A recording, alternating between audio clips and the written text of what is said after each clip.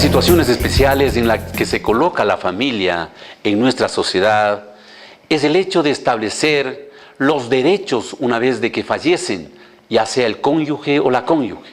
Es decir, cuando el padre o la madre, ¿no?, por A o B situaciones, desaparece legítimamente de este mundo. Automáticamente decirles a ustedes que nace la figura de la herencia. ¿Y por qué no decirle la necesidad de conocer de esta temática cuando sabemos todos los problemas que se generan justamente por pretender lograr un reparto equitativo a quienes por ley y por derecho se establece en la condición de herederos? Vamos entonces a conocer qué es la herencia. La herencia es el derecho de carácter legal que se establece en beneficio de los hijos del causante, es decir, del muerto. Así lo establece la ley. Obviamente, para lograr ese derecho o que se reconozca en términos legales, hay que realizar el trámite pertinente que le permita determinar de forma legal quiénes son los herederos. ¿Cuál es entonces ese documento o ese trámite que tiene que realizarse para el reconocimiento de esos derechos? Vamos a ver entonces qué es la posesión efectiva. La posesión efectiva es el documento legal a través del cual usted reconoce quiénes son los herederos y obviamente adquiere el derecho a la administración de los bienes dejados por el causante.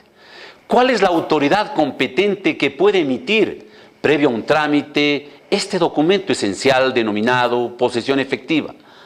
Hoy por hoy, la ley autoriza a que los jueces comunes puedan reconocer esa posesión efectiva. Y también, hoy por hoy, en base a reformas, la ley notarial permite que los señores notarios también puedan extender la posesión efectiva en beneficio de los herederos. Vamos entonces a conocer cuál es su procedimiento. La posesión efectiva es un trámite, de bien entenderlo así, muy simple, que requiere, sí, insistimos en esto, del patrocinio o de la ayuda de un profesional del derecho. ¿Qué es lo que usted básicamente debe demostrarle al juez a fin de que en sentencia se reconozca, ¿no?, la posesión efectiva en su beneficio? Primero, obviamente hay que demostrar la no existencia del causante, del muerto. Para entenderlo bien, habrá que demostrarlo con la partida de defunción. Segundo, hay que establecer los derechos, ¿no es cierto?, que la pareja formó, y para eso, por lógica consecuencia, usted entenderá, habrá que también agregarlo la partida de matrimonio, para que se establezcan entonces la vigencia y existencia de forma legal de los hijos. Subsiguientemente, entonces, habrá de reconocerse que, si estamos demandando el beneficio en derecho de los hijos, habrá que agregar las partidas de nacimiento de los hijos legalmente concebidos, ¿no? Y obviamente para el trámite pertinente y se establezcan los derechos procesales, tienen que agregarse las copias de las cédulas y hoy por hoy también el famoso comprobante de usted haber votado. Con esos documentos tiene que, en este caso, el profesional generar la solicitud pertinente y dar el trámite a la notaría o el juez.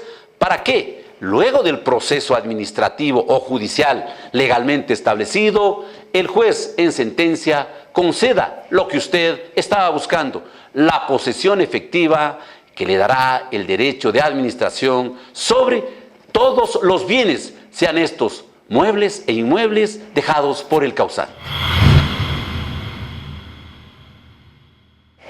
Una vez que usted ha obtenido la posesión efectiva, diríamos, viene la parte más grave.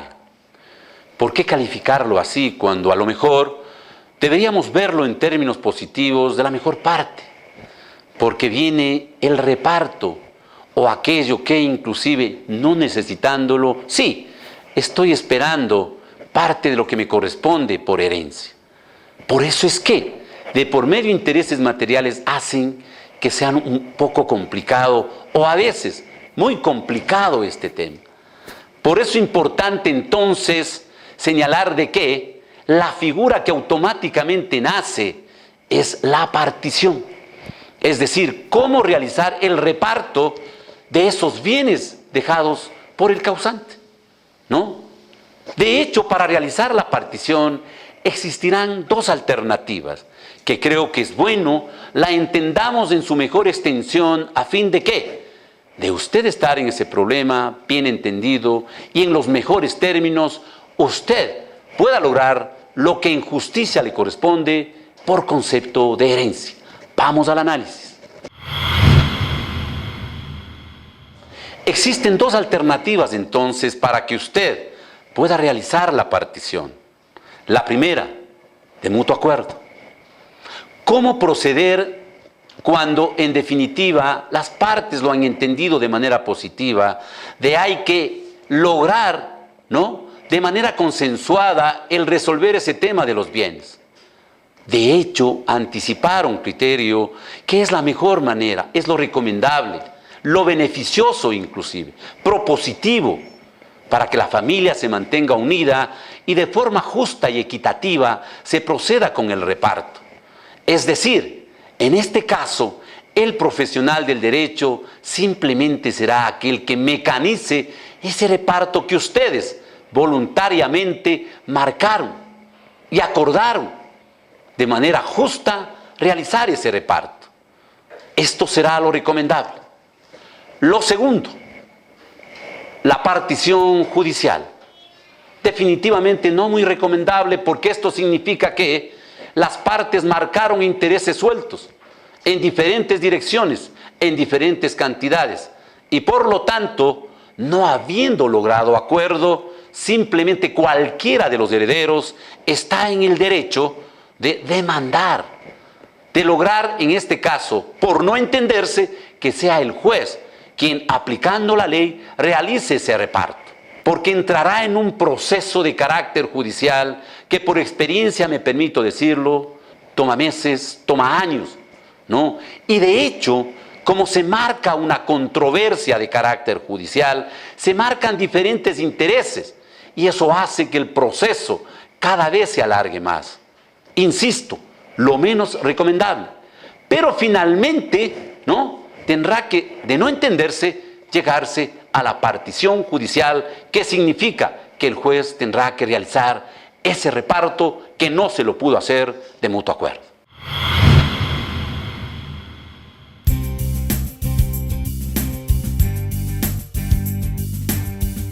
En el tema de la herencia es importante marcar para su conocimiento determinados anexos, como es el primero de saber qué es lo que dice la ley respecto al reparto, ¿no?, de la forma equitativa de la cual estamos hablando. Decirles a ustedes que, ya sea de mutuo acuerdo o ya sea una partición judicial, decirles que la ley establece que el 50% de los bienes dejados por el causante, sean estos muebles e inmuebles, debe repartirse, ¿no?, para los herederos. Y el otro 50% automáticamente se establece como derecho del cónyuge sobreviviente. Para aclararlo y dejar claramente entendido, 50% para el cónyuge sobreviviente y 50% que tendrán que repartirse de manera equitativa y justa los herederos legalmente reconocidos. Esa es la forma en cómo tiene que repartirse. Existe también, o debe entenderse como otro anexo, que en el caso de que existieran varios bienes y tenga que establecerse un responsable, ¿no?, debe denominarse o determinarse por ley, de mutuo acuerdo o con la intervención judicial de un albacea, que viene a ser el administrador de los bienes dejados por o por los causantes. De esta manera, alguien estará cuidando esos bienes hasta que se realice el reparto legalmente establecido. Y finalmente, creo que es bueno entenderlo bien en cuanto tiene que ver a los bienes que quedan. Y se entienda de manera clara, estamos hablando de bienes muebles y estamos hablando de bienes inmuebles. Identifiquemos de alguna manera. Los bienes muebles son todas aquellas cosas que quedan o conocemos como bienes de matrimonio o de casa. Los bienes muebles son las cosas, son los muebles de la casa, son la televisión, la cocina, los dormitorios, podríamos tomarlo también aquellas cosas materiales de pronto de la profesión del causante, maquinaria, etc. Y los bienes inmuebles bien entendidos son los lotes de terreno, los terrenos, las fincas o las casas, en cualquiera de las medidas establecidas legalmente de títulos de propiedad. Entendido así, entonces, creo que queda claro cuáles son los bienes muebles y los inmuebles que entran a formar el haber hereditario que de manera justa y equitativa debe partirse en beneficio de los herederos y de existir con el cónyuge sobreviviente. Un anexo muy importante que considero necesario que usted lo conozca es en cuanto al fallecimiento, ¿no?, del padre o de la madre, si deja o no bienes testados o intestados. La ley reconoce claramente la posibilidad de que exista un testamento y obviamente de existir este documento donde se manifestó la voluntad, en este caso del causante, habrá que obviamente respetarse eso, ¿no?, pero necesariamente también encajonarlo dentro de las posibilidades que la ley lo permita. Porque ha de entenderse que no se puede llegar al extremo de que a través de un testamento se marque un acto injusto y no se reconozca el derecho que en lo posterior deben tener los herederos. En este caso, entonces, simplemente se procederá, ¿no?, obedeciendo y aplicando la voluntad del testador. En el caso de los bienes intestados, necesariamente, tal cual lo habíamos señalado, tiene que realizarse el trámite pertinente de la posesión efectiva a fin de que con ese documento puedan acceder y reconocerse cuáles son los verdaderos herederos y obviamente llegar al reparto de dichos bienes. De esa manera debemos proceder.